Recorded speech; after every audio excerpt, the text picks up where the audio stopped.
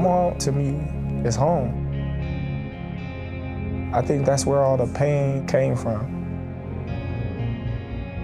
When I go down to the neighborhoods that I grew up in, that just remind me and reflect back off where I came from.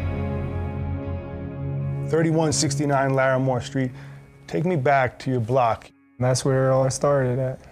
Me going in the street, putting on the gloves, me fighting in the alleys. Just a typical bad kid running the neighborhood.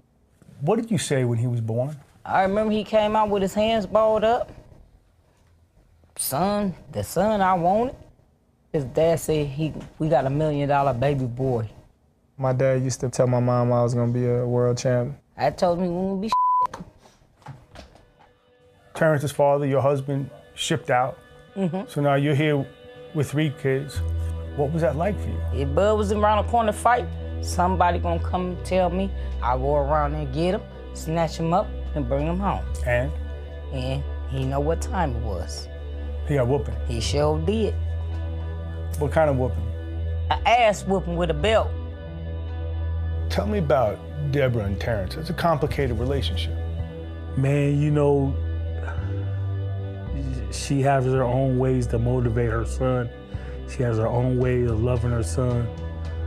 But they love each other, man. They're 2 peas in a pot together. You kept telling him, "Oh, you're never going to amount to anything." Did you really believe it? Some things that I said to him, I wanted him to be a man. And don't be afraid of nobody. That's a hard lesson to learn. You're 12, 13. Yeah, but he had to learn it. How'd that make you feel? It filled me with rage. And every time I stepped foot in the ring or anything that I ever did, I just wanted to win so bad so I can prove a point to her. How'd you think he'd do?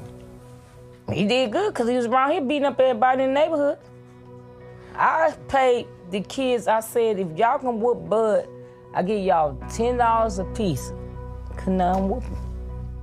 You went out on the street. Yeah. What's now Bud Crawford Street. Yeah. And offered $10 to anyone who can kick my son's butt. Yep. And a lot of takers. Yeah, no the one kids could in do the it. neighborhood. Couldn't nobody whoop him.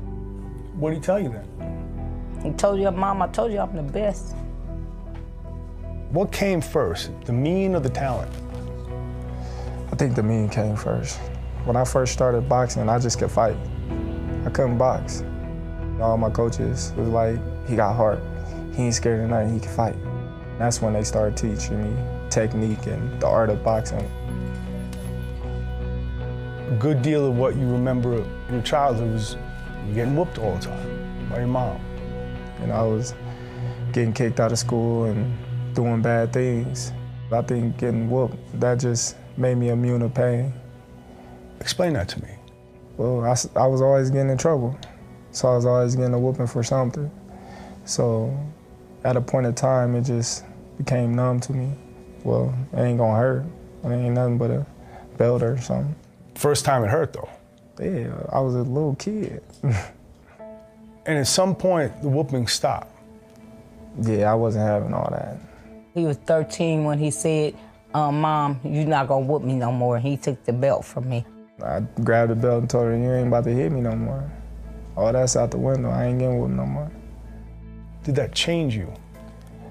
No, I think I got more respect, you know, from my mom. You once told me I was fighting for her approval, for her to tell me she was proud or happy, but she never would, so I stayed angry. Explain that to me. When she always telling you you're gonna lose or you're not good enough or you're gonna get your ass kicked or things like that, it's like, okay. When I win this tournament, she gonna say congratulations or good job or I'm proud of you, but it never happened. What he remembers is all those years wanting for you to say, I love you. yes. Yep. Yes. And you didn't do it. Nope. I grew up not liking the word. Why? I don't know.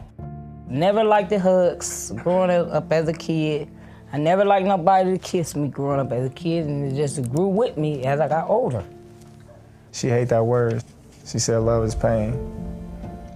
Her support was in a different type of way, you know, it was in a negative way, but when I got older, I noticed that it was her negative way that pushed me to be great. You still trying to prove something to your mom? No, I think I already did all that. I proved stuff to myself now. You're a father to 5. You never miss a game, an appointment, any of that, even when you're here in camp. Why? That's my responsibility, is to be there as their father. You can't get those moments back. Why do you think being a father is so important? Because his dad wasn't around like he's around his kids.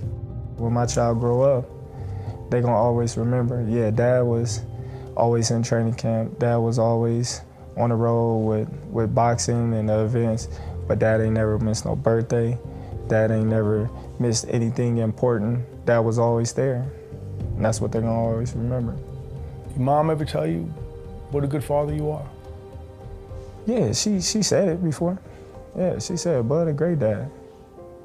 And I always check, I say, I'm a great father. It's the difference. Would you be Terence Crawford, the champion we know, if it weren't for that dynamic with you and your mom? I think she just put the little extra fire, you know, on top of the fire that I already had. You made him champion. He made himself champion. I'm just proud of him because he's my son.